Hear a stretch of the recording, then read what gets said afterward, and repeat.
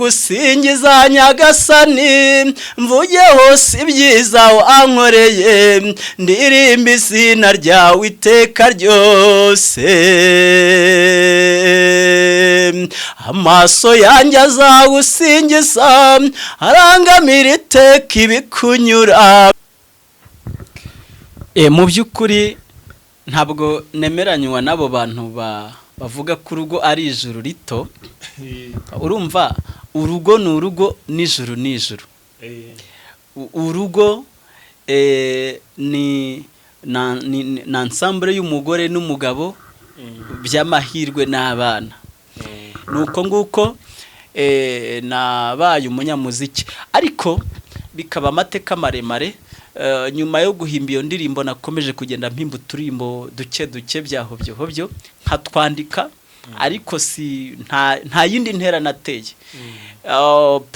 Nyuma nsubira ku ishuri ndiga ndarangiza nkomeza kaminuza nabwo nandika uturirimbo nkatubwika ahantu ngace. Hanyuma urumva uri mu muhamagaro wawe uri kwexercise tara yawe uzabaho ubuzima bwawe bwose na nyuma yuko utakiriho abantu bazakomeza kureba ibihangano byawe nk'umunyamuziki udahari. Urugo rero narwo rukagira ibyiza byarwo, umugore n'umugabo bari kumwe bishimye banezerewe.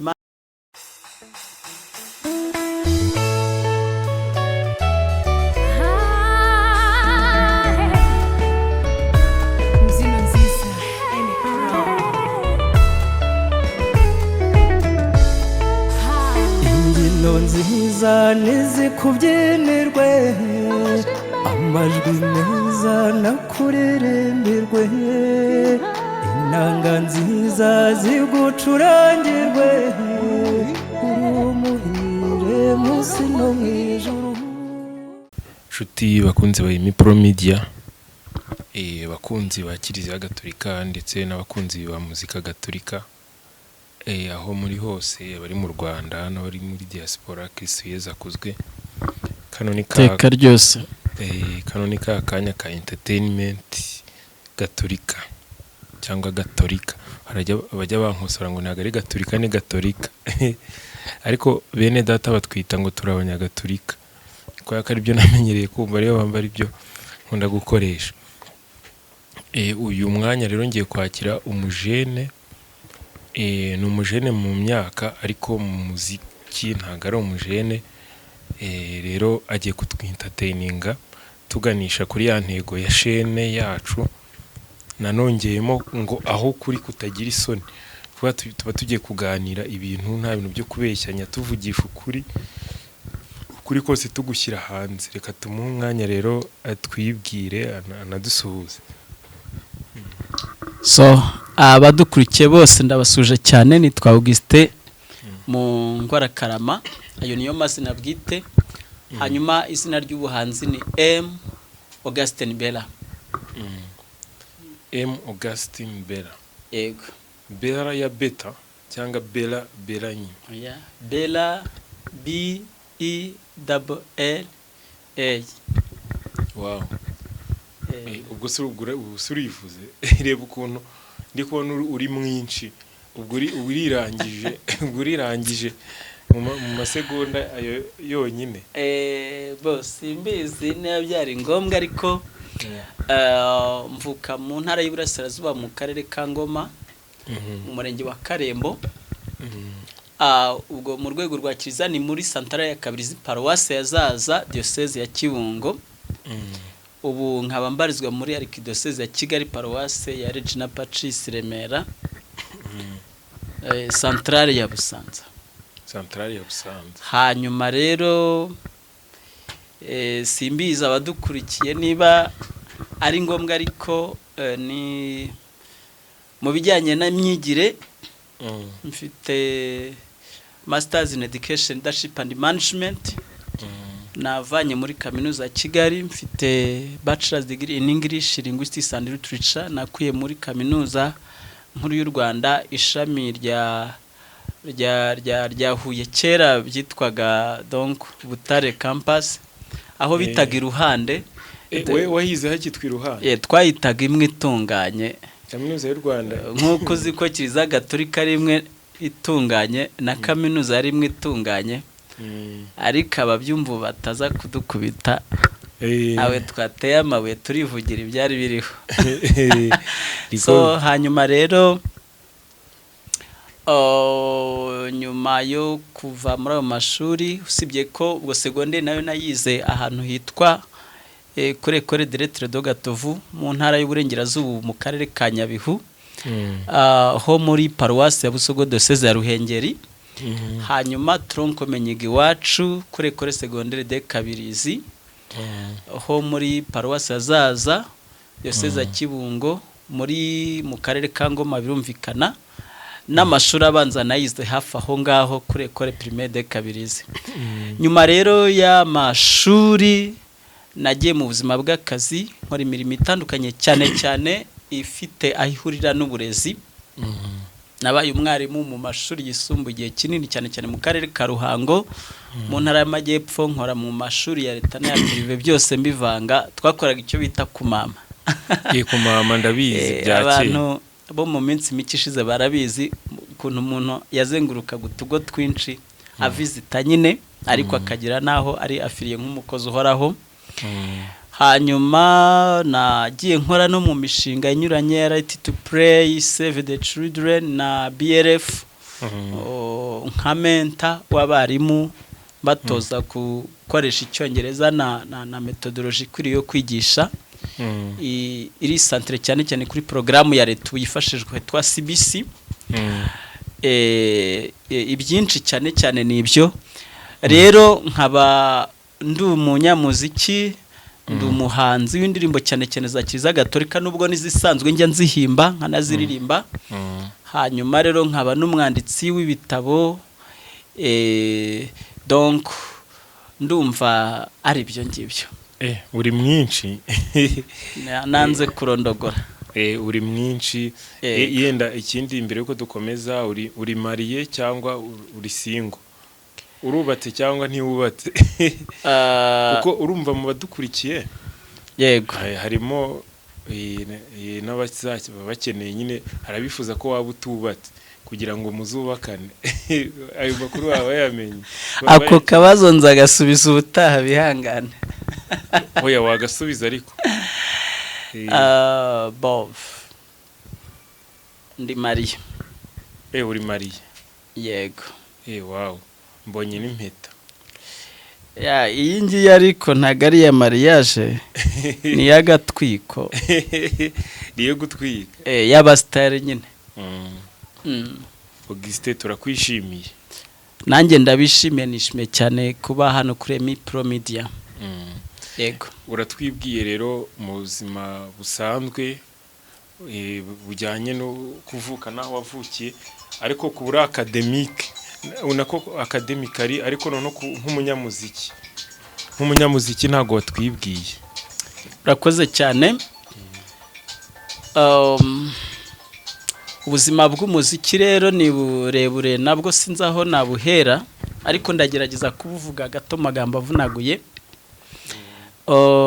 Mbyiruka ndi umwana muto, ndibuka niga mwaka wa 3 w'amashuri abanza. Natangiye kuririmba mu makorari bisanzwe muri santarari y'iwacu ya Kabirizi, narindi n'umukarismatike. Ibyo bintu byombi rero nkabivanga. Hanyuma rero nyuma y'ibyo ngibyo nakomeje kwiga amashuri yisumbuye, nabwo mba muri korari ndirimba nyine indirimbo za Kiliziya Gatolika bisanzwe, mbona nandi makorari aririmba. Usibye ko ngeze muri kaminuza ntakomeje kuririmba muri korari, ariko Butare hari korari nziza cyane za Eglise Catholique, harimo korari Illuminatio. Iyo ngiyo nyuma ya korari do Kigali, ubundi niyo korari izwi cyane mu gihugu. N'ibitarava muri Illuminatio. Ibyo bintu bihagazeho neza cyangwa uri kugendera ku makuru ya kera? Nanjye nongeyemo agakoroze kavuga ngo n'ibitarava kuri 6 simbizi. Uratubeye. Hanyuma rero hari korari Le Bon Berger, izo n'indi korali yarimbaga mu cyongereza. Urumva ni ukuvuga ngo naho ntakomeje kuririmba nitegerezaga amakorali kandi akaririmba nkumva ndabikunze. Ariko ngarutse gato ku kibazo wambajije, ngeze mu mwaka wa 6 amashuri yisumbuye nibwo nahimbye indirimbo ya mbere. Icyo gihe nari mvuye mu buzima bushaririye, naragize ibigeragezo, aho niho navanye inspiration yo guhimba indirimbo bwa mbere nshimiye Imana ibyiza yankoreye imaze kunkiza. Ako nakandi gakuru nakandi gaparu k'amateka maremare. Yari maze kugukiza iki?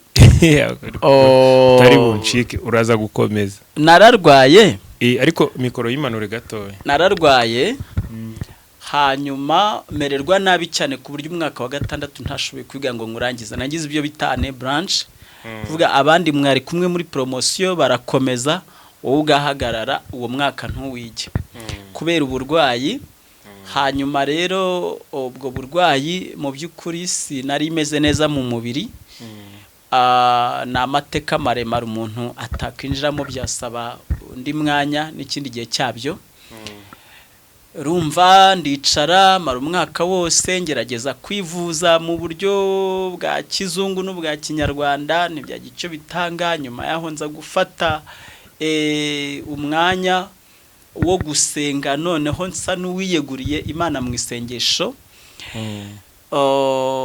Ariko nabwo umwaka urangira ntakize. Ubwo naje gusubira ku ishuri hagati muri umwaka nsaba suspension.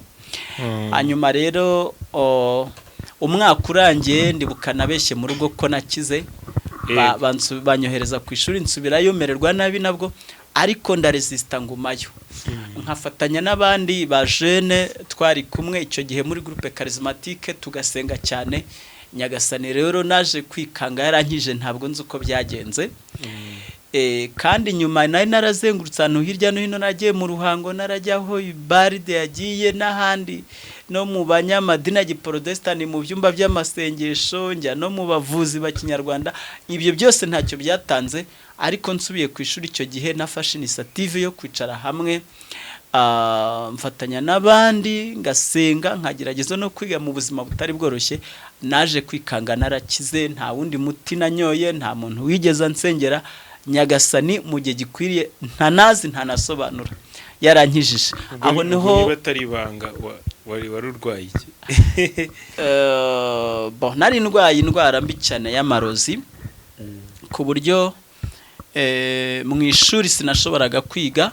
Iyo professeur yabaga ari kwigisha, je nabaga ndimo kubona ibintu by'ibikezi by'ibihu imbere, sinanamurebaga n'ikibaho, sinabaga nkireba, ubwo numvaga ijwi gusa.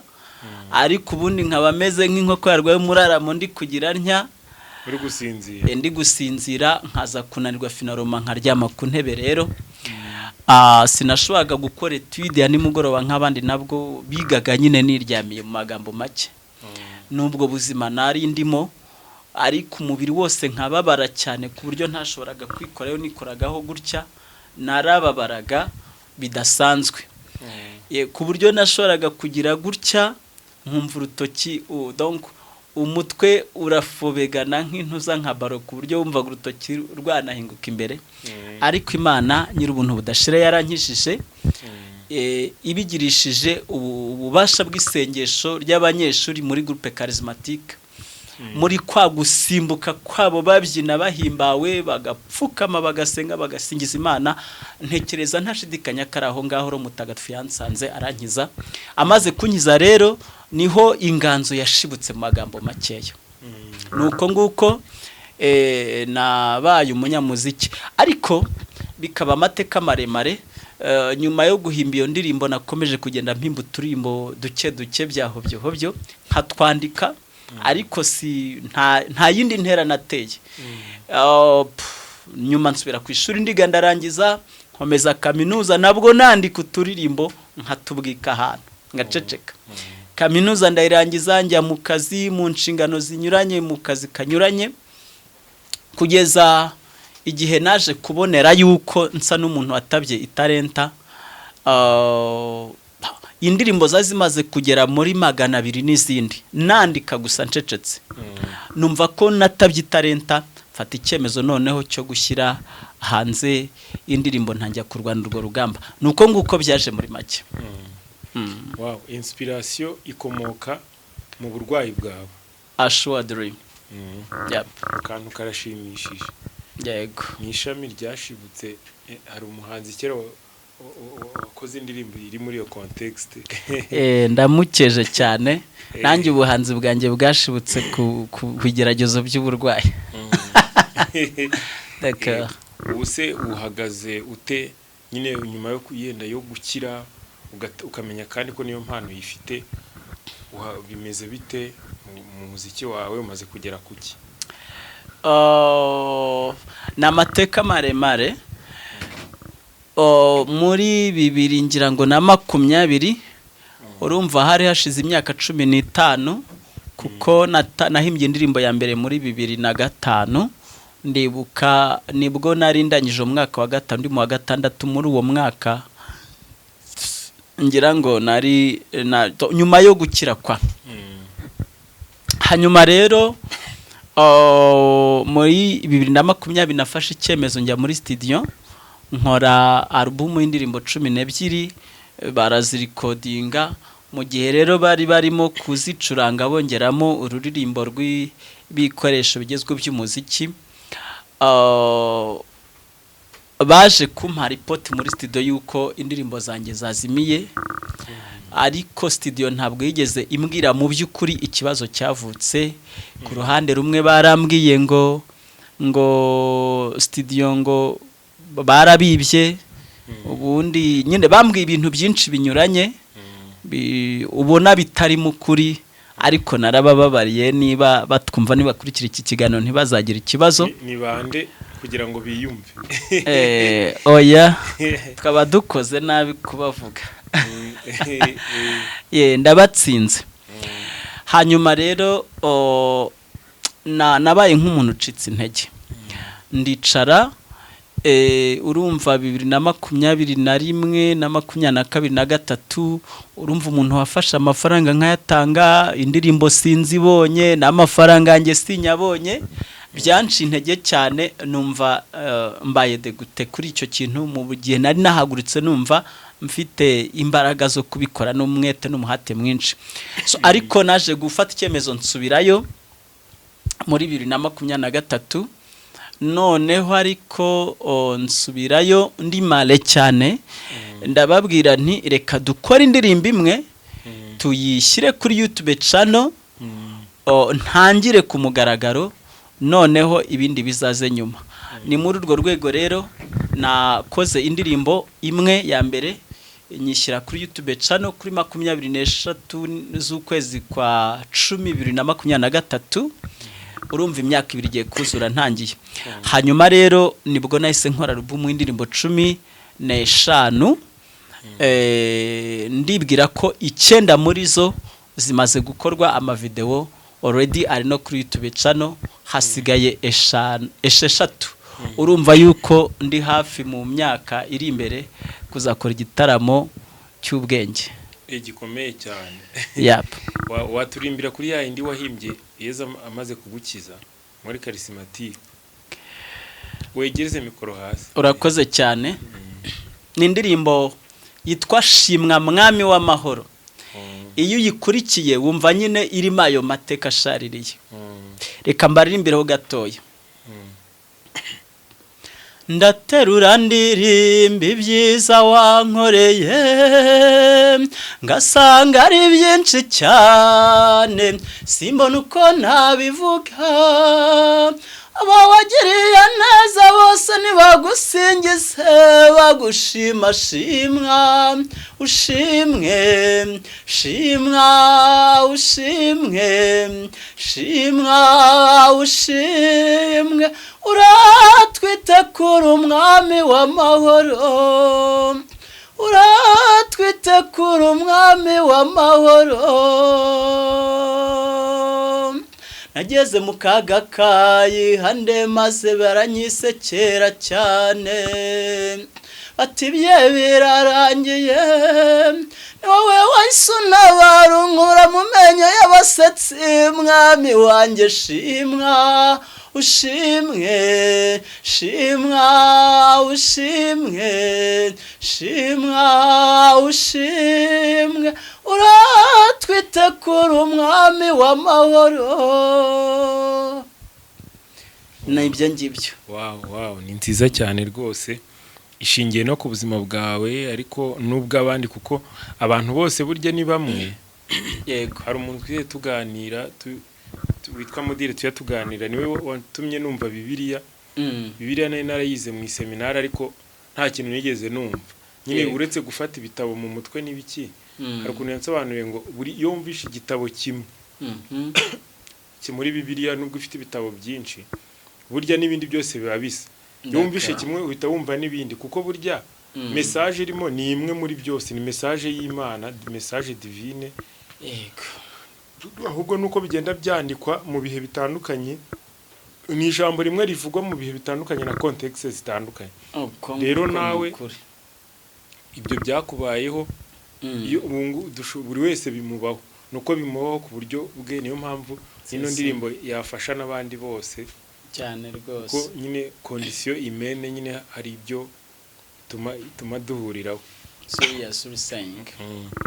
None se urabona igihe umaze gukora indirimbo nyinshi, watanze amafaranga, watanze n'igihe cyawe, yego, urabona ari iki byagufashije kugeraho? Icyo kibazo kirakomeye kugisubiza, ni n'ikibazo kigari cyane, kiza gufata kuri parametere nyinshi. Wenda numva umuntu yavugaho atihenze, kugira ngo abantu baba badukurikiye ku mbuga nkoranyambaga rimwe na rimwe bajye banamenya ukuri kw'ibintu, babitwara uko biri, kugira ngo bibakize kandi bibafashe. Du côté financier, ku rwego rw'amafaranga, nta mafaranga ubu ndinjiza ajyanye n'uyu muziki nkora. Urumva ngiye kumara imyaka 2 nashoyemo amafaranga menshi, nshoramo igihe cyanjye, ndacyabikora kandi nzabikomeza kugeza ku ndunduro y'ubuzima bwanjye. Ku kijyanye n'amafaranga, nta mafaranga ndabona, ahubwo jewe ndayasohora. Ku bijyanye na côté social, numva nejejwe nuko abantu babona ibyo nkora, impano yanjye yagiye ku karubanda, abantu bakababona indirimbo zanjye bakazikunda.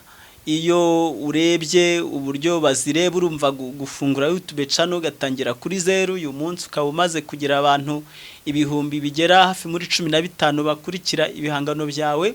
Ariko wabanza ukatubwira mo hagahita ukomeza channel yawe yitwa gute, kugira abantu batangire, tugeze hagati mu kiganiro, abantu batangire basubscribe. Rakoze cyane. Channel social media platforms zawe ukoresha? Channel yitwa Ni Muzima TV. Ntangira yitwaga M Augustin Bella, nkunda kugita M.Augustin Bella. Donc wandika inyuguti ya M ugashyiramo akadomo, hanyuma Augustin noneho Bella. Noneho nza gusanga harimo ikintu cy'ubwikunde, avuga nti ntabwo ari giye ukuriye kwamamara, hakwe kwamamara Kristo wababaye agapfa kazuka kugira ngo adukize.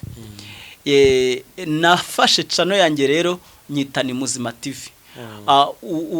Umuzima navugaga ni Yesu Kristo, kubera yuko ari we namamaza. Impamvu nyamukuru yatumye mfata icyo cyemezo nuko nzi ko mu bagabo bose babayeho bibihangange nta wapfuye ngo azuke, mu bagabo bose babayeho abanyamafaranga menshi ashoboka bahirwe ku isi nta wapfuye ngo azuke, mu bagabo bakomeye mu rwego rwo kumenyekana nta wapfuye ngo azuke, ariko Kristo yari yapfuye ku munsi wa gatatu arazuka. Ni nayo mpamvu nyamukuru tumagiye mukurikira umugabo washoboye kwizura amapfe ku munsi wa gatatu, niwe ukuriye kumenyekana no kwama, niwe namamaza. Niyo mpamvu nahisemo guhindura channel yanjye nyita Ni Muzima TV, ariko kugira ngo njye nyuzaho n'ibindi biganiro n'izindi evenements zinyuranye za Eglise Catholique. So ariko wakandikamo Ni Muzima TV, wakandikamo M.Augustin Bella, wahita umbona ukabona n'indirimbo zanjye. Kuri YouTube nuko nitwa M.Augustin Bella, channel ikitwa Ni Muzima TV, ariko je nk'umuhanzi nkitwa M.Augustin Bella. Kuri TikTok ni M m.augustinbera, kuri Facebook ni m.augustinbera, kuri Instagram ni m.augustinbera. Izo ni nazo mbuga nkoranyambaga kugeza ubu ngubu nkoresha. Hanyuma ngarutse ku kibazo warambajije du côté spirituel, numva jewe mpimbajwe nuko itarenta Nyagasani yampaye, noneho ubu ngubu nayitaburiye ko nari narayitabitse mu magambo makeya. Ubu ngubu nayitaburiye aho nayitabitse, noneho ntangira kuyibyaza umusaruro no kuyikoresha kugira ngo ishobore kubohora no gukiza benshi. Nkaba ntekereza yuko ibyo ngibyo rero ni umurimo w'ubutumwa, donc c'est l'évangélisation que je fais de moment à l'autre. Kandi ntekereza ko indirimbo niba indirimbo ushimira Imana, hari ubwo ikubita ku buzima bw'umuntu nawe uri mu mashimwe agashimira Imana. Niba ari indirimbo isingiza Imana igasanga uri gusingiza agasingiza, niba ari indirimbo yo gusaba igakubita ku buzima bw'umuntu uri gutakambira Nyagasani afite ibyo asaba nawe agasaba, niba ari indirimbo wenda se y'umuntu uri muri ambara de choix igakwita n'umuntu uri mu ubwo buzima nawe kurushaho kunga ubumwe n'Imana. Numva nejejwe nuko ndi muri uwo murimo no muri ubwo butumwa bwo kwamamaza izina rya Yesu Kristo wazutse, uwo nise ko ari muzima, nkoresheje iyo mpano y'indirimbo. Donc ni ingabire nahawe na Roho Mutagatifu mu magambo make. Numva mpamanya n'Imana Data na Mwana na Roho Mutagatifu n'umutima nama wanjye ko ngomba gukoresha kugira ngo ndokore ubuzima bwa benshi binyuze muri ibyo bihangano byanjye. Urakoze. Ubwo ni nka kwa kundi muri pyramide de Maslow hari ama etape ariho ngo besoin primaire secondaire, uri byagufashije kwireyariza wowe kuba wowe nyine ku inzozi zawe n'impano Imana yaguhaye. That's very sure. Je naje kwisobanukirwa, nsanga Imana yampaye ikirezi, sinamenye uko kera. Nagize umugisha rero menya uko kera, mfata icyemezo, mbona ko ubutumwa bwanjye muri kiliziya nubwo kwamamaza Yesu Kristo wazutse, mbinyujije mu bihangano byanjye, mbinyujije muri iyo mpano yo guhimba indirimbo no kuziririmba. Kandi mpamya nashidikanya ko bizarokora benshi. Ibyo rero narindiho nsubiza cya kibazo ugeze umbaza ngo ubona byarakugejeje kuki. Icyo byangejejeho, byangejeje kuri point kirimina y'ibyishimo n'umunezero wanjye. Narisobanukiwe, ntago ubu nkiriho mu kajagari, namenye icyo naremewe nuko kwamamaza izina rya Yesu Kristo binyuze mu muziki. Nibyo nkora rero. Augustin, ufite umbwe ko wubatse, abana bo ntago ndabakubaza. Yego.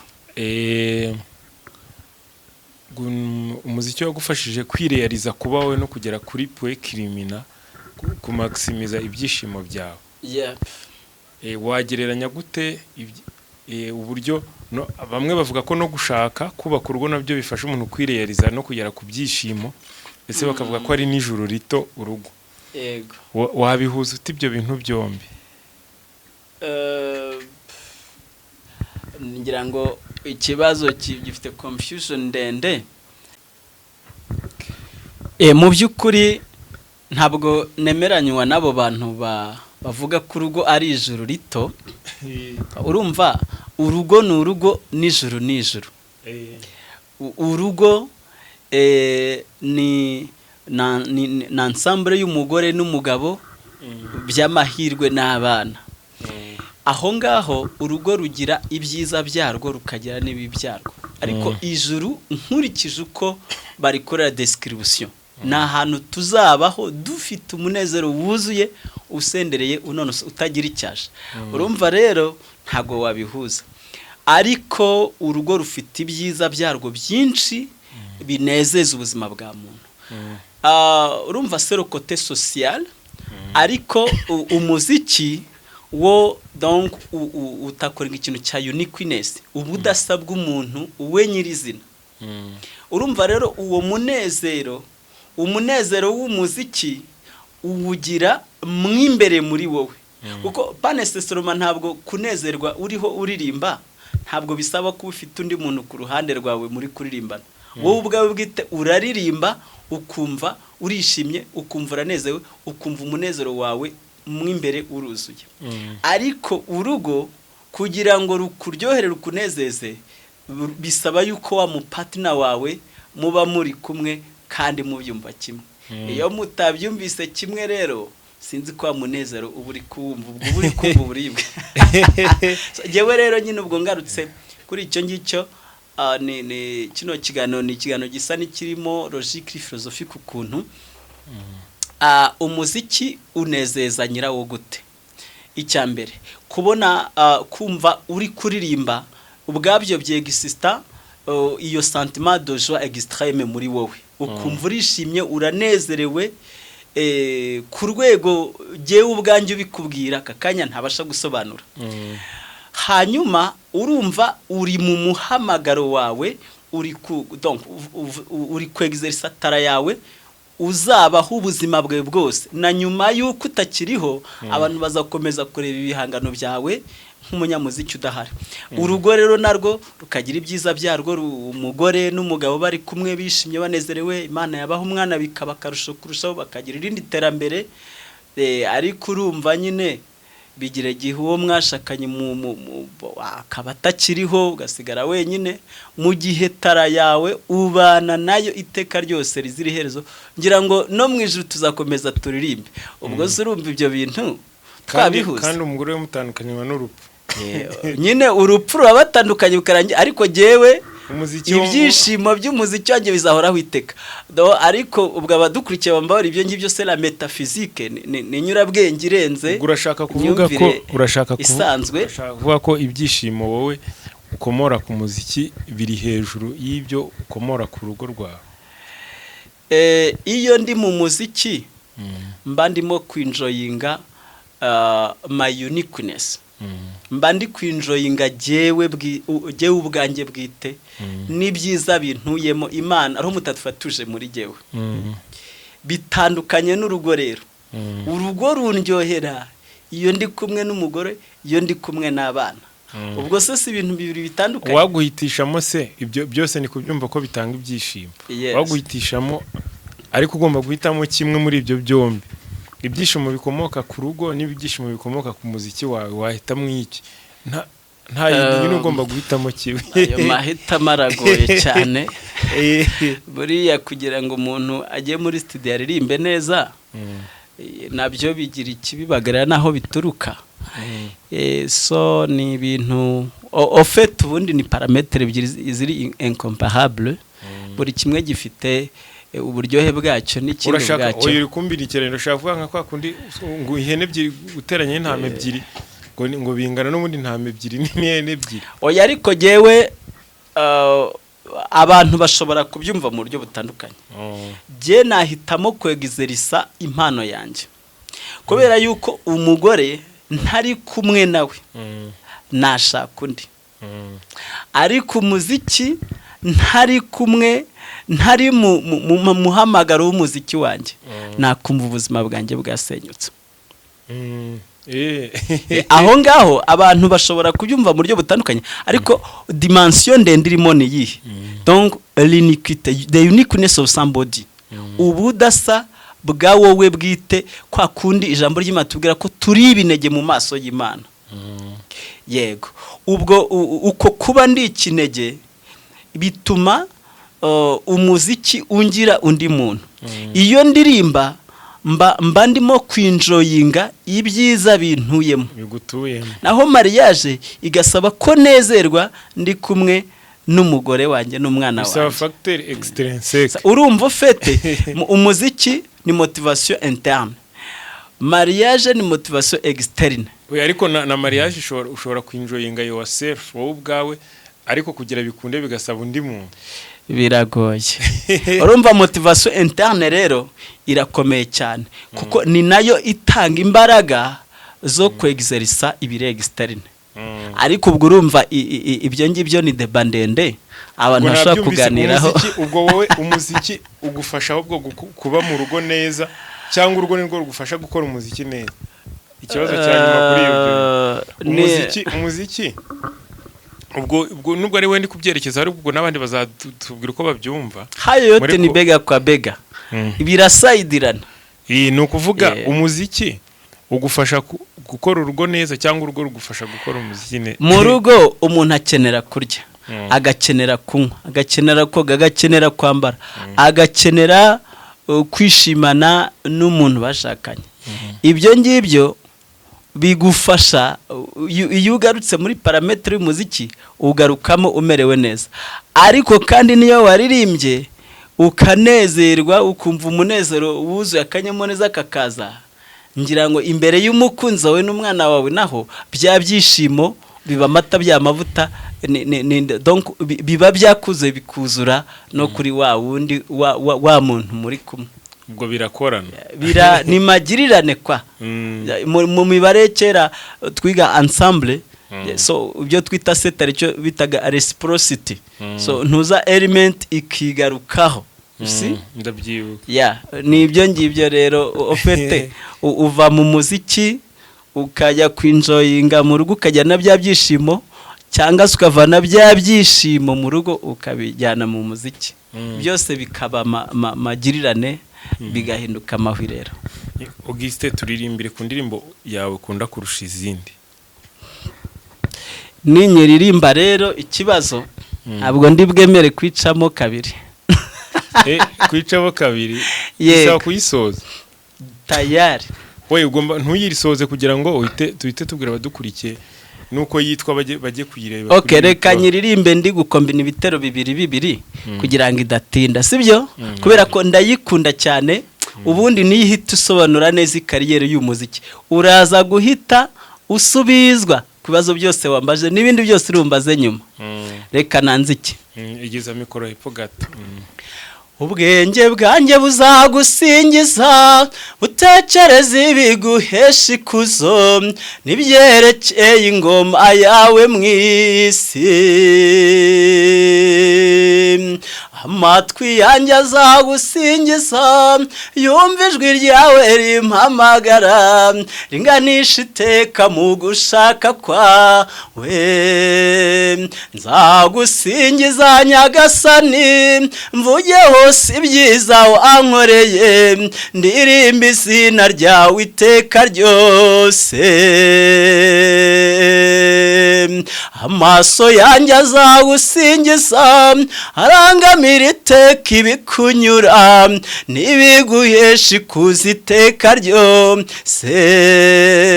Amazuru yanjye azagusingiza, ahumurirwa n'ubutagatifu, umpamagarira kubamo iteka. Nzagusingiza Nyagasani, mvuge hose ibyiza wankoreye, ndirimba izina ryawe iteka ryose. Umunwa wanjye uzagusingiza, wamamaza impuhwe utugirira, n'ingoma yawe ngo yogereho se. Ururimi rwanjye ruzagusingiza, ruvuga iteka ibyo wankoreye, ugikora kandi uzakomeza iteka. Nzagusingiza Nyagasani, mvuge hose ibyiza wankoreye, ndirimba izina ryawe iteka ryose. Umutima wanjye uzagusingiza, utera iteka mu byo utegeka, bitera ibyishimo umutima wawe. Amateka yanjye azagusingiza, atambatembera muri wowe, atora iteka uyategeka iteka. Nzagusingiza Nyagasani, mvuge hose ibyiza wankoreye, ndirimba izina ryawe iteka ryose. Amaboko yanjye azagusingiza, akora iteka ibiguhesha ikuzo, n'ibibohora imbaga yabo waremye. Amaguru yanjye azagusingiza, ngera hose namamaza ubutumwa bw'ineza n'ubuntu ugirira abawe. nzagusingiza nyagasani mvuge hose ibyiza wankoreye ndirimba izina ryawe iteka ryose ubuzima bwanjye buzagusingiza busohoza icyo waba uremeye bihesha izina ryawe ikuzo iteka ubugingo bwanjye buzagusingiza bugengwe n'ugushaka kwawe burangamira ubwiza bwawe iteka nzagusingiza nyagasani mvuge hose ibyiza wankoreye ndirimba izina ryawe iteka ryose. wow ubwo ntiwanyumvise noneho umuziki icyo uvuze ku mateka y'ubuzima bw'umuhanzi se nono n'ibitero byose uranabizi wabonaga furi narindimo iyi kabisa ushobora kugera ku mugore ugaho bagira ukazibura rero eziri ariko ku muziki ukazibura tayari niyo mpamvu twebwe abanyamuziki abantu ntibatwumve neza bambabarire duha agaciro umuziki wacu cyane ntabwo twawugereranya n'umugore ntitwanawugereranya n'umwana yewe ntitwanawugereranya n'umugabo kuko umugabo afite agaciro ke n'umwana afite agaciro ke ariko umuziki ufite agaciro kawo ndasimburwa mu mateka y'ubuzima bwa muntu kuko urifurekitinga kuri we nk'ikinege mu maso y'Imana n'abantu. Thank you so much. Augustin, nyuma yo gukora zira projet zose tubwiye zira album yego ubu tukaba dukoze n'iki kiganiro ubu hagiye gukurikiraho iki projet zikurikiyeho ubwo nizi ubu ngubu ikindaje ishinga no gusoza indirimbo za album nigeze mu by'ukuri kuvugaho gato mvuga ko nakoza album indirimbo 15 ama audio yazo yose ararangira aracurangwa neza ari kuri YouTube channel yanjye yitwa Ni Muzima TV. Hanyuma tugenda dukora amavideo yazo 9 amaze kujya kuri YouTube channel ngira ngo indirimbo mperutse gusohora yitwa Utetsi Ijabiro ni ya 9 urumva hasigaye izindi 6. Ntegereje rero yuko izo nazo hari izamaze gukorwa amashusho twavuye kuri tele bagitunganya muri studio hari n'izindi 2 tutarajya kuri tele ni ibyo ngibyo bindaje ishinga. Numva rero Imana imfashije nkabyihutisha nibura aya mezi asoza uyu mwaka turimo n'amezi atangira umwaka utaha bikabyarangiye mu mpera z'umwaka utanshobora gukora igitaramo cyo kumurika ya album. Nanashakaga kubundi kiba mu mpera z'umwaka ariko nkurikije uburyo evolution itashoboye kwihuta mbona bitazakunda ariko mu mpera z'umwaka utaha nifuza ko izo ndirimbo zose zaba zarangiye hanyuma nkamurika ya album ya mbere abantu bakayibona birumvikana ndibwira ko banyotewe cyane. ubwo twitege ko uduhishiye igitaramo umwaka utaha gikomeye cyane mu mpera z'umwaka. Augustin ungera ubitsa abantu chaîne yawe ko yitwa n'icyo bifuzaho unabahe nimero yawe kugira ngo abazagukenera nyine bazabona ko bakugeraho. Murakoze cyane. Chaîne yanjye yitwa Ni Muzima TV ariko amazina y'ubuhanzi ni M.Augustin Bella. Wakandika Ni Muzima TV wakandika Augustin Bella hose wagerayo ariko ukoresheje Augustin Bella byakorohera kubera yuko ari ryo zina nabanje nahereyeho. So wandika inyuguti ya M ugashyiraho akadomo Augustin Bella ukaba wagezeyo ukiyumvira uburyohe. Kuri TikTok ni M.Augustin Bella, kuri Facebook ni M.Augustin Bella, kuri Instagram ni M.Augustin Bella, no kuri YouTube ushize M.Augustin Bella uhita ubona iryo zina ari gutanga imbere ugatangira kwiyumvira uburyohe bw'indirimbo zanjye. Hanyuma rero mugereyo mubikunze mubishaka mukore subscribe mu birebe donc bya bindi mukunda kwita ngo ni view mubikunde mukore like mukoreshe mubisakaze no ku bandi benshi, kandi mujye nyamuneka mwibuka no gusigaho n'akantu ka comments. Ikindi nabwira abakunzi banjye nuko mbashimira abantu nkurikira umunsi ku wundi, bantera inkunga, y'abantu bambwira ngo bravo, abantu bambwira ngo courage, abantu bambwira ngo keep it up. Mu by'ukuri binkora ku mutima, bikantera imbaraga zo gukomeza, kandi indirimbo zanjye zikoze neza. Muzabona indirimbo nka nzakomeza ngukunde, indirimbo nka muhimpundu, indirimbo nka shimwa mw'amahoro, ni indirimbo zikoze mu buryo bwa kinyarwanda bwa gakondo bujyanye n'umuco. Usangamo abakaraza, ugasangamo ababyinnyi ba kinyarwanda, ukabonamo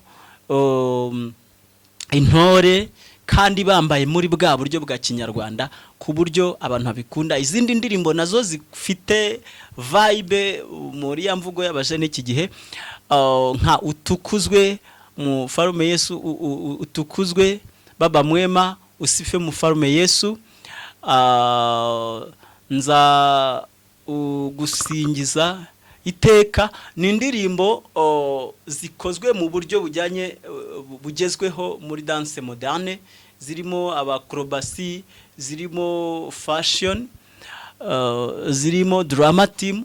Mbese indirimbo zanjye ni indirimbo zikoze ku buryo zishobora kunezeza uzere. Cyambere zirakoze, ziracurangitse neza. Cya kabiri amashusho yazo akoze neza muri ubwo buryo, idafite vibe, idakozwe mu buryo bwa danse moderne, ikozwe mu buryo bwa danse traditionnelle, ku buryo bishobora gufasha abantu rwose kuryoherwa. Navuga rero ngo muryoherwe, mudutera inkunga, mutube hafi, cyane cyane mudusengera kugira ngo uwo muziki ushobore gutera imbere. Abakeneye kuzamvugisha ku buryo bw'umwihariko, nimero zanjye ni 07 8 3 7 8 140. Ndasubiramo 07 8 menya mbagoye 07 8 3 7 8 140. Reka nzisubiremo inshuro imwe, 07 8 3 7 8 140. Abakoresha Tigo ni 07 25 45 88 36. Ndumva unkeneye wambona, mudutera inkunga nyamuneka mugereyo, kandi mujye musakaza ibyo bihangano hirya no hino kugira ngo ubwo butumwa dutanga bushobore kugera ku bandi benshi. Gisite urakoze rero. Ubwo nawe utaha reka twumve abakunzi bawe n'abakunzi ba Pro Media icyo bazatubwira.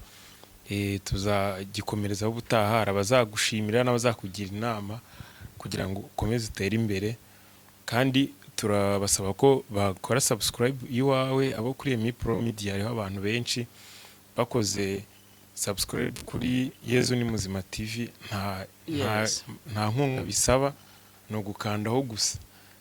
Nta nkunga y'amafaranga bisaba. Rewana rwose aho gusa tukamuteza imbere. Barebe ikiganiro kuri Pro Media, noneho bibuke kujya gushaka akadomo Augustin Bella, pininga barayibona. Badukore subscribe rwose, badufashe kwavanza. Gisite urakoze. Murakoze cyane, ndabashimiye. Ciao.